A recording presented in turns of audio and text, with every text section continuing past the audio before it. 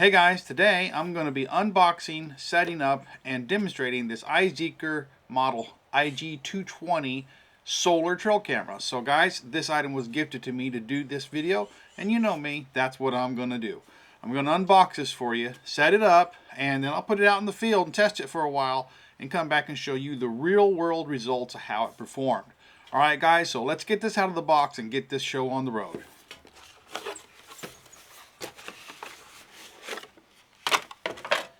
Let's get our camera out and take a look at it. This is one of those that has the built-in solar panel. It has a little bit of a tilt to it. Okay, so you can adjust that as needed. We're looking at a clamshell design here. 2 clips on the side. Open it up. Unlike a lot of clamshells, it's not actually bringing the whole front camera with it, so you can actually set this on the tree, and then when you open it up you can see the screen, and this will allow you to actually aim the camera, whereas a lot of clamshells the camera ends up in the front half of it when you open it up, and then you can't actually aim it. So this is I like this design here. It has a bottom battery insertment here, so it has an internal battery that the solar panel should keep operating under normal circumstances, and that's what we're going to test out to make sure that it's adequate for that. If for any reason you happen to be in an extremely dark region that's cloudy a lot, you might need to add some additional batteries to it to get through that time when there's no sun. So that's what this is for, but generally it's not necessary to have extra batteries in it if you have enough sunshine. On the back of it we have a place for a strap and also for a rope, so you can use 2 different things to tie it up with. We have a screw mount on the bottom. You have a USB-C data access port. On the side here we have a full-size SD card slot. I really like that because I really don't like the cameras that have the SD card slot on the bottom, especially ones that have the little micro SD card slot. And for years now I've been doing the reviews, and I've been stating in all my videos that the best place for the SD card slot is a full-size SD card slot on the side. So if you need to take that out in the field, boom, you can do that, no problem. It's not like the ones underneath, so that's a really good thing. Let's go ahead and see what else came in this box. We have a little strap to put it up with. We have a we have a USB-C cord, and that is going to be all that comes in the box with it. Alright guys, so let me go ahead and install this in the field for a couple of weeks and get some footage for you, and then we'll come back and I'll show you how it did, talk about how it performed, and show you the real live footage so that you can judge it for yourself.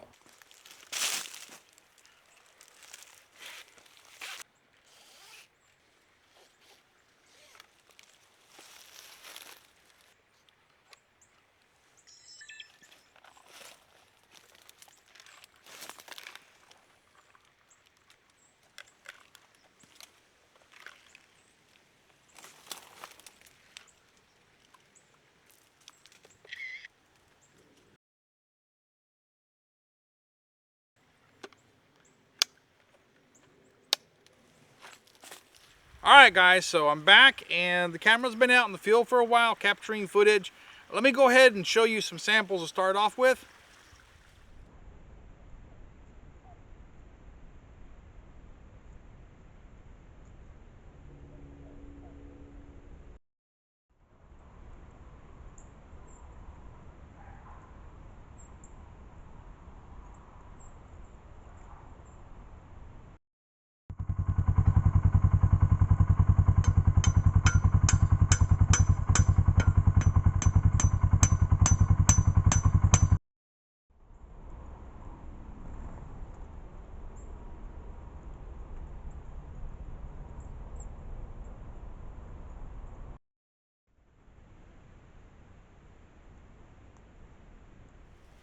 Alright guys, so you saw those samples there.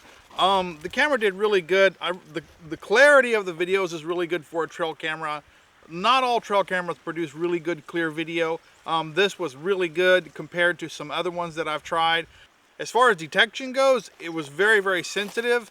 I had it on the high setting throughout the duration of the testing period, and it picked up everything, including a lot of little birds, like tiny sparrows and things. So if you're going to have it in any place where it's going to have any motion and you don't want it to pick up just about everything, including little bitty birds and stuff like that, you're probably going to want to move that sensitivity down to about medium, just so that you're not catching every little thing. But as far as detection goes, it was 100%. It did really, really good. As far as the night vision on it, you could see the night vision videos there. I had it on the high setting, and the feeder that it was monitoring is only about 20 feet away, so you can tell when the animals were really close.